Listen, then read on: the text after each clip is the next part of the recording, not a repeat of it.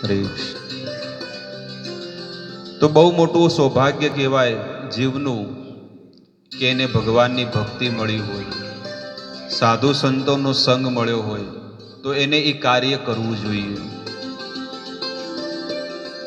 કુંભનો મેળો હમણાં આવશે, ક્યારે આવશે ખબર નથી. ક્યારે છે કુંભનો મેળો? આપણો વિષય જ નથી કે કુંભનો મેળો ક્યારે આવશે. આપણો એ વિષય નથી કે કુંભનો મેળો ક્યારે આવે. ચોથા મહિનામાં આવશે, એપ્રિલમાં.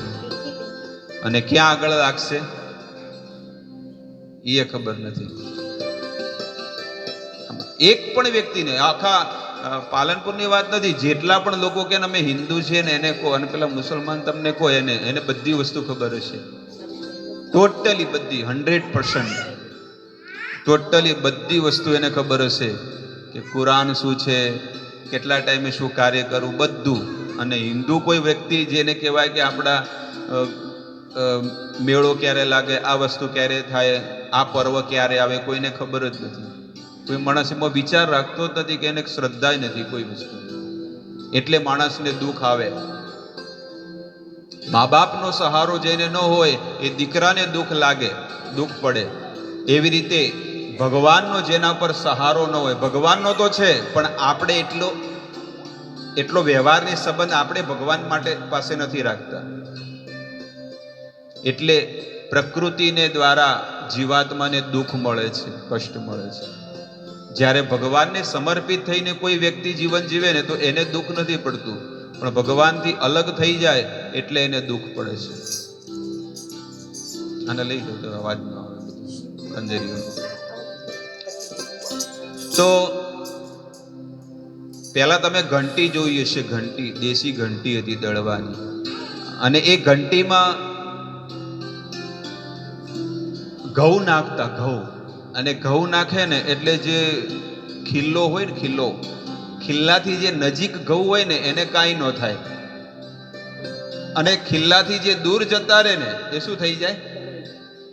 દળાઈ જાય. શરૂઆતથી જ જે ઘઉં પહેલાથી નાખેલા છે પણ જે ખિલ્લાથી નજીક હોય, જે ખિલ્લાથી દૂર જતા રહે એ બધા દળાઈ જાય. પેલા બીજા આખા નાખા રે, છેલ્લે સુધી રહે છે. કેમ? કારણ કે એ કોને ચોટીને રહ્યા છે. એવી રીતે આપણા વેદમાં સાધુ સંતો એ ઉદાહરણ આપીને કહે છે કે જેમ ઓલા ઘઉં ખિલ્લાથી ચોટીને રહ્યા એટલે એને કાંઈ ન થયું, અને જે એના ખિલ્લાથી દૂર જતા રહ્યા એ દળાઈ ગયા. એવી રીતે ભગવાનના આ પ્રકૃતિમાં, આ સંસારમાં જે ભગવાનથી અલગ થઈ ગયા છે એ શું થઈ રહ્યા છે? દળાઈ રહ્યા છે. માયામાં, આ સંસારમાં શું કરી રહ્યા છે? દળાઈ રહ્યા છે. આ સાર સમજવાનો છે, આ વસ્તુ જાણવાની છે કે હકીકતમાં મારી સાથે પણ કંઈક આવું જ બની રહ્યું છે, પણ હું એ વસ્તુથી અજ્ઞાન છું, મારી પાસે જ્ઞાન નથી. અને આમ ને આમ દિવસો જતા રહેશે. પાનબાઈ કહે છે કે જોત રે જોતામાં દિવસો જતા રહેશે. આપણે આવા નાના હતા, સ્કૂલમાં ભણતા હતા, ધીરે ધીરે કોલેજમાં ગયા, પછી વિવાહ થયા, આપણને સંતાન થયા, આપણે હવે ઘરડા થવા આવ્યા, પણ આપણે જીવનમાં ભજન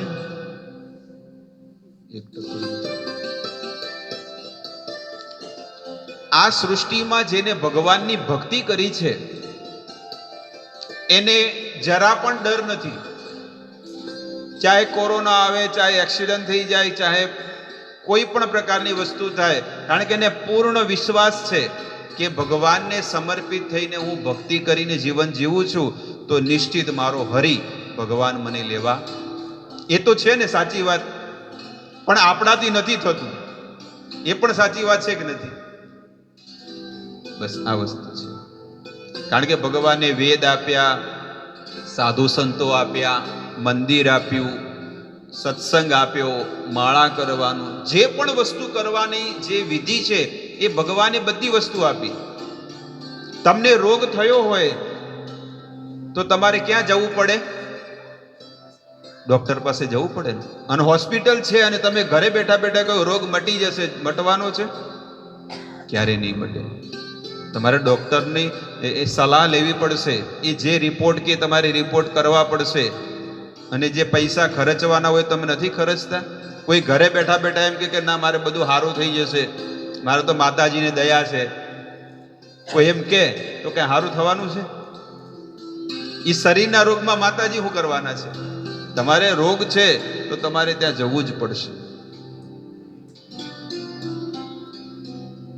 એવી રીતે શાસ્ત્ર કહે છે કે જેમ માણસને જેમ રોગ થયો હોય એને ડોક્ટર પાસે જવું પડે, એમ આ માણસને, આ જીવાત્માને ભવ રોગ થયો છે. તો એને કોની શરણમાં જવું જોઈએ? સાધુ સંતોની શરણમાં જવું જોઈએ. જેમ ઓલો જીવાત્માને રોગ થયો હોય ડોક્ટર પાસે જાય અને ડોક્ટરને કહે છે કે જુઓ તો ડોક્ટર સાહેબ મને શું રોગ થયો છે. રોગ આપણને થયો છે પણ આપણને ખબર છે ને? આપણે નહીં કહેતા આપણે કાંઈ પણ વસ્તુ થઈ હોય, નાના અમથોય રોગ થયો હોય ને, એ જઈને ડોક્ટરના ટેબલ પર જઈને બેસી જાય, જુઓ તો ડોક્ટર સાહેબ મને શું દુઃખ છે, મને શું તકલીફ થઈ છે. એટલે ડોક્ટર શું કરે? કાનમાં નાખીને ચેક કરે, નાડી ચેક કરે, અહીંયા લગાડે, પછી કે તમને આ તકલીફ છે, તમે આ દવા ગળો અને તમે આ ચરી પાડવાની, કે ખાટું ન ખાવાનું, તીખું ન ખાવાનું, તળેલું ન ખાવાનું. એ કહે છે ને કે આ આટલી વસ્તુ તમે નહીં કરો અને આટલી વસ્તુ કરજો, તમારે 2 દિવસમાં તકલીફ દૂર થઈ જશે. વધારે મોટો હોય તો અઠવાડિયામાં રેડી થઈ જશે. આવું કહે છે ને. અને એ નિયમ પ્રમાણે તમે પરફેક્ટ ચાલશો તો પરફેક્ટ. તમને એમ કીધું કે 8 વાગે દવા ગળો, તો 8 વાગે ગળો તો જ તમને ફરક પડે. પછી એ દવા બપોરે ગળો થોડો પડવાનો છે નથી. 3 ડોઝ આપે, સવારનો, બપોરનો અને સાંજનો. અને પછી સવારની દવા હોય, પછી બપોરે ગળો, અને પછી કે મન તો કોઈ ઠીક થયું નહીં. પણ ડોક્ટરની ભૂલ નથી, દવાની ભૂલ નથી, માણસની ભૂલ છે. જેમ પેલો દર્દી ડોક્ટર પાસે જાય, ડોક્ટર એમ કહે છે કે તમે આવી રીતે આ વસ્તુનો દવા લેજો, આ ચરી પાળજો તો તમારે સારું થઈ જશે, અને નિયમ પ્રમાણે કરે તો એને સારું થઈ જાય છે. એવી જ રીતે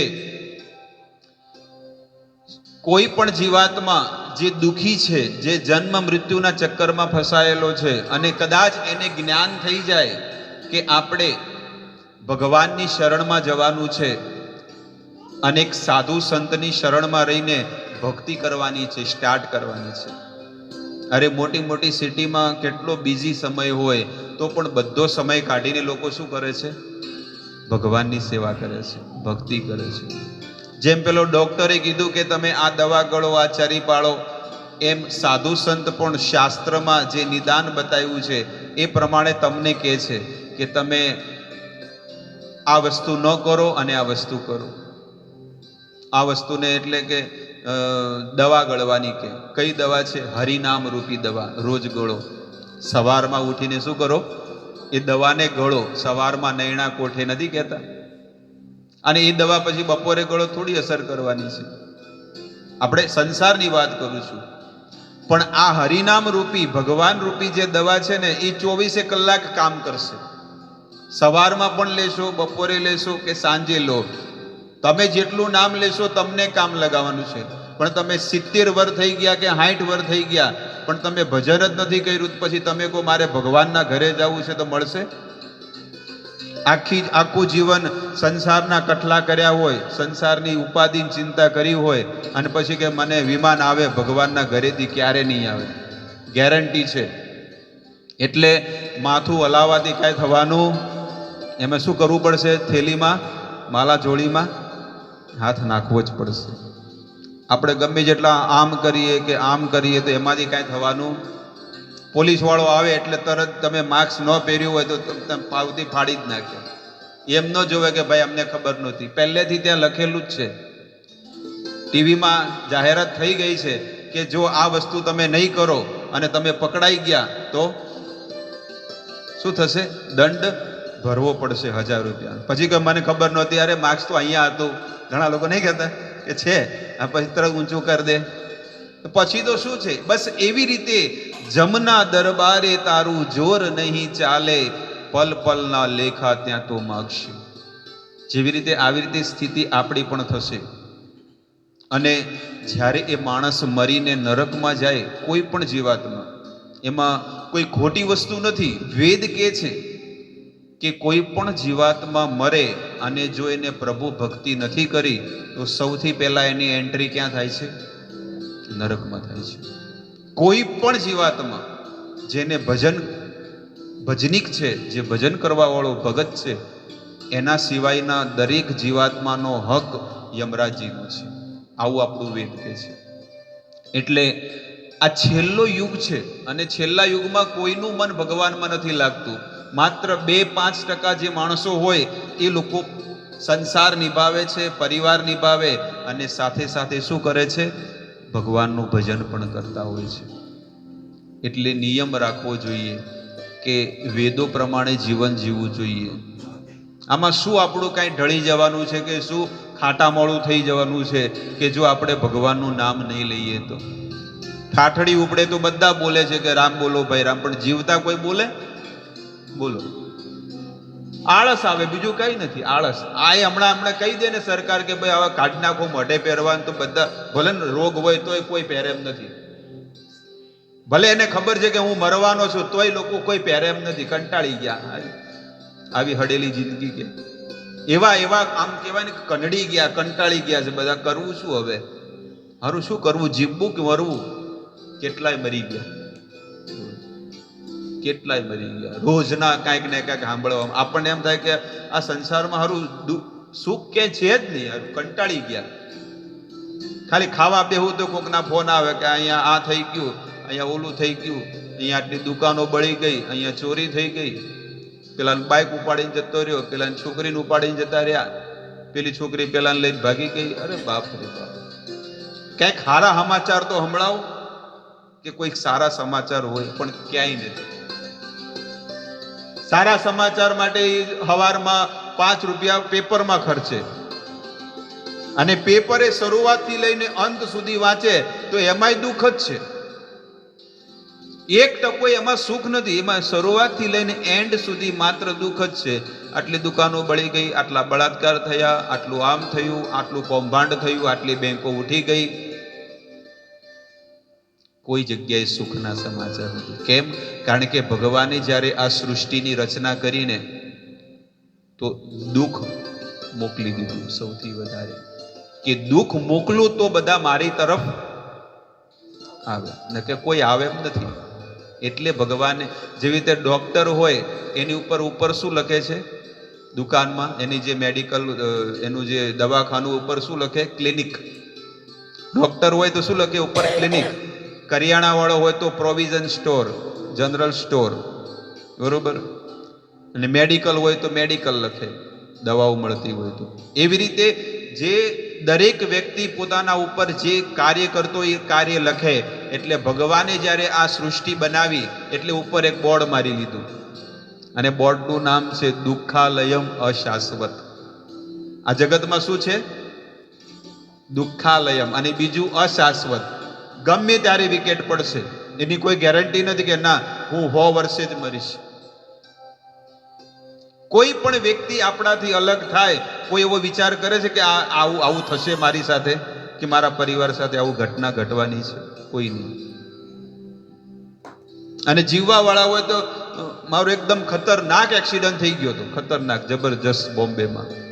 હું જીવું એમ જ નહોતો. આજથી 20 વર્ષ પહેલાની વાત છે. કોમામાં જતા રહ્યા, અઠવાડિયા સુધી કોમામાં પડેલા, પણ એવી સ્થિતિમાં પણ જીવી ગયા. એટલે કહેવાનું તાત્પર્ય એ છે કે ભગવાનને જેને રાખવા હોય એને લાઈફ ટાઈમ સુધી રાખે છે. એનું ઉદાહરણ હું મારું જ તમને આપી દઉં છું. લો, આ 20 વર્ષ પહેલાની ઘટના છે. એટલો ભયંકર ખતરનાક એક્સિડન્ટ થયેલો બાઇકમાં, પણ તોય આજે સ્વસ્થ, કોઈ તકલીફ નથી. તો ભગવાનની ઈચ્છા હોય ને તો આ જગતમાં કોઈનો વાળ પણ વાંકો ન કરી શકે. અને જો ભગવાનની ઈચ્છા ન હોય તો દુનિયાના બધા રક્ષકો આવીને એની રક્ષા કરે. અરે હોસ્પિટલમાં પણ જતો રહે માણસ, પણ તોય હોસ્પિટલમાંથી પણ ઓલો ડોક્ટર કે આને ઘરે લઈ જાઓ. હવે અમે જે આવી રીતે ભગવાન કહે છે કે મારી શરણમાં રહીને જો જીવન જીવે ને, કાંઈ કાર્ય કરવા નથી, જે આપણા ઘરમાં રહેતા હોય રહો, કામે જતા હોય કામે જાઓ, પણ સવારમાં અને સાંજે જ્યારે સમય મળે તો મારું સ્મરણ કરો. બીજું શું કરવાનું છે? આ કર્યું હોત તો આપણા જીવનમાં ક્યારે આટલું બધું દુઃખ ક્યારે ન આવે. આપણા કાયામાં, શરીરમાં, ઘરમાં, પરિવારમાં, કુટુંબમાં ક્યારે ન આવે. કારણ કે એ ભગવાનને સમર્પિત થઈને જીવન જીવે છે. એવું તો નથી કે ભગવાન એવું કહે છે કે ના ના 24 કલાક તારે છે ને એક જગ્યા પર બેસીને મારું ભજન કરવાનું, એવું કહે છે ભગવાન? ભગવાન એ વસ્તુ કહે છે કે તમે કામ કરતે ચલો અને નામ જપતે ચલો. શું કહે છે? તમારું કાર્ય કરતા રહો ને મારું નામને સ્મરણ કરતા રહો, બસ કાંઈ નહીં થાય તમને. તમે આખું જીવન જીવશો અને આખું જીવન જીવીને વૈકુંઠના દરવાજા હું તમારી માટે ખોલી દઈશ.